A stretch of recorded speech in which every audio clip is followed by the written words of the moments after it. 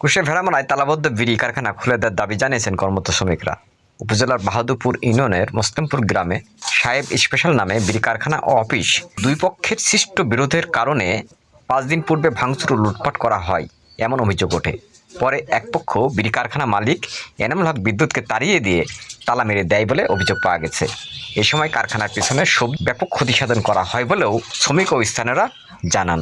ফ্যাক্টরিতে তালা মেরে দখলে রেখে দেওয়ার কারণে সবজি ও পুকুরে পানি দিতে পারছে না মালিকপক্ষ, ফলে মাছ মরে যাচ্ছে ও সবজি বাগানে পানি না দেওয়ার কারণে শুকিয়ে যাচ্ছে। এদিকে অর্ধশতাধিক বিড়ি শ্রমিক এ ঘটনায় বেকার হয়ে পড়েছে। তাদের পরিবার নিয়ে এই দুর্মূল্যের বাজারে অসহায় হয়ে পড়েছে।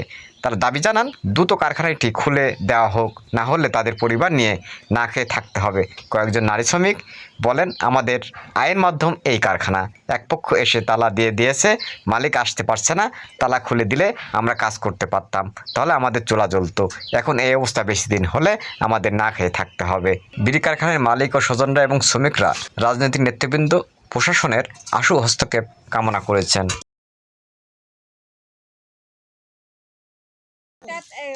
বৃহস্পতিবার দিন দুপুর বেলায় বুঝছেন, একটা হালখাতা চিঠি নিয়ে এসে বলছে যে এটা হচ্ছে টাকা দেওয়া লাগবে। এটা নিয়ে অনেক রকম কথাকাটি হওয়ার পরে চলে যায়, অনেক লোকজন জমা হয়। তারপরে শনিবারের দিন সকাল 11:30টার সময় আসি অনেক লোকজন আসি ধরেন ভাঙাচোরা শুরু করে। ভাঙাচোরা শুরু করার পর থেকে কারখানা বন্ধ। ধরেন আমরা সবাই শ্রমিক কাজ করি, খাই, সবাই ধরেন অসহায়ের মতো পড়ে আসছে, গরিব মানুষ। তারপরে কারো কিস্তি, কারো পেটের ভাত ধরেন ই করে।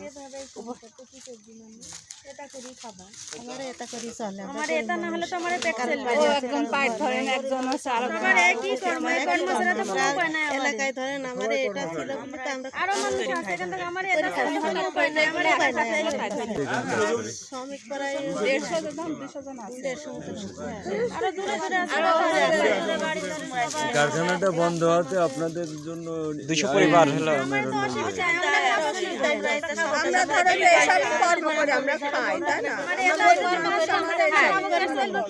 আমার তো বন্ধ করে রাখিছে, আমরা করি খাই না, আমরা কর্ম করি এটা খাই, আমরা খাটি দিন খাই। ধরেন আমার স্বামী ভ্যান চালাই, কারোর কর্ম আছে, কারোর নাই, এটা করি সব করি খাই আমরা। আপনি ওয়াইফাই লাইন ছিল, রাউটার গুলাও নাই। তারপরে যে বানগুলা ভাঙিছে, মাছের পুকুরে পানি দিতে পারছে, মাছগুলো নষ্ট হয়ে যাচ্ছে, মারা যাবে না মাছগুলো। আবার জানালা ভাঙিছে, জানালা ভাঙাই আছে, মোটরসাইকেল মনে ভাঙিছে, ভিতরে মোটরসাইকেল আছে, একটা ভাঙিছে। আমারে ভালো তাহলে ও দিছে, তাহলে আমরা করে খাচ্ছি, তাহলে তার যদি বন্ধ করতে তাহলে আমরা কিভাবে চলবো? এগুলো যেগুলো নষ্ট হয়েছে এগুলোর অ্যামাউন্ট কমসে কম 1 থেকে 1.5 লাখ টাকা, 1.5 লাখ টাকা নষ্ট হয়েছে একেবারে। ওর কাজ প্রসেস করা তেমন ওর কোনো আর কাজ নাই। প্রতিটা গাছে স্প্রে করা লাগবে, পানি দেওয়া লাগবে, ট্রিটমেন্ট দেওয়া লাগবে। ট্রিটমেন্ট না দিলে জিনিসটা মারা যাবে। মাটি শুকিয়ে গেছে, পানি পায় নাই, 1 সপ্তাহ ধরে পানি পায় নাই। 1 সপ্তাহ পানি না পালে এই জিনিসটা মারা যাবে। আমরা তো মনে করেন এই 3 দিন পর পর পানি পান। কৃষি অনুমান 2 লাখ টাকা ক্ষয়ক্ষতি হয়েছে।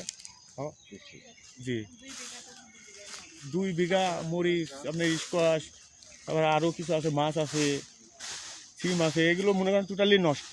ওগুলো সব পাইকে গেছে, ওগুলো তোলার দরকার, তুলে বাজারজাত করার দরকার, সেটাও পাচ্ছে। আমি একজন মনে করেন নিরপরাধ মানুষ, এটা গায়ের জোর বা পুঁতে মনে করেন এটা দখল করা হচ্ছে, রাজনীতির অধিকারে দখল করা হচ্ছে। এটা